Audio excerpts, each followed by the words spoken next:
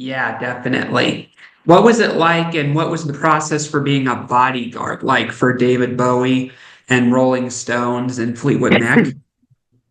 Oh, well, to start with, as I've said before, I'll say again, I was on the road. I started in 1973 with the Rolling Stones, worked with Joe Cocker, Mad Dog's an Englishman. Probably a lot of youngies won't even know who Joe Cocker was, but just what a legend. Fleetwood Mac, David Bowie, James Taylor, Linda Ronstadt, ABBA, worked with all those over a 20, 25-year period.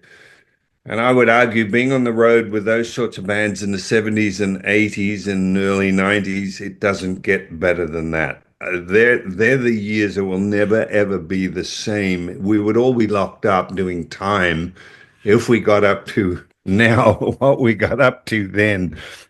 That's the way, society's changed. It was fun. It was interesting. I made incredible friends. I just spent a few hours with James, or I don't know, 6, 9 months ago. He's out in Australia, and we just sat in James's suite and chatted about the old days. And I hadn't seen James in like 10 years, and it was like yesterday. I thought, how cool is this to have worked as personal bodyguard? And I trained a lot of them. I would get them on the road because I would work out anyway doing what I do.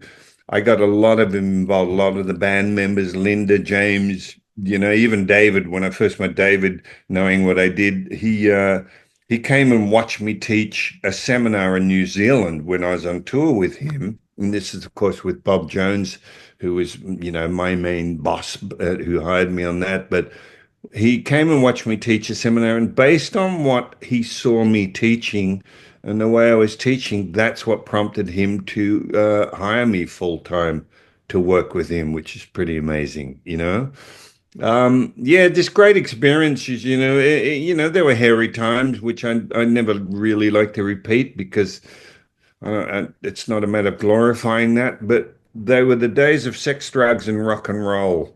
That's all I can tell you. An amazing period to be around. And I would also, and I've said this before, the blessing for me is that I got to know the real person. I got to know the real David Bowie or the real Keith Richards or the real Mick Jagger, albeit for whatever amount of time whilst on tour. But to see those people off stage and to talk to them as opposed to the persona they put on stage is something not a lot of people get to experience.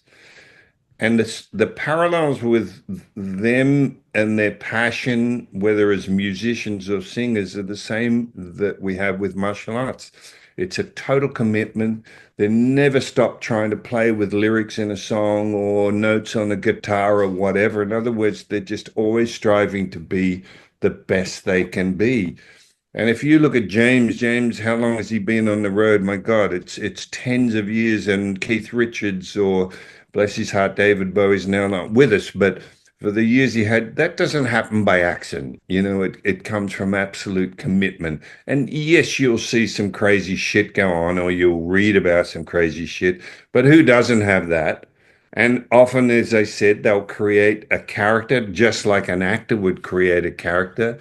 They'll create a character that sort of appeals to their particular audience on stage. But again, I would argue that they're just trying to be the best they can be. Yeah, for sure.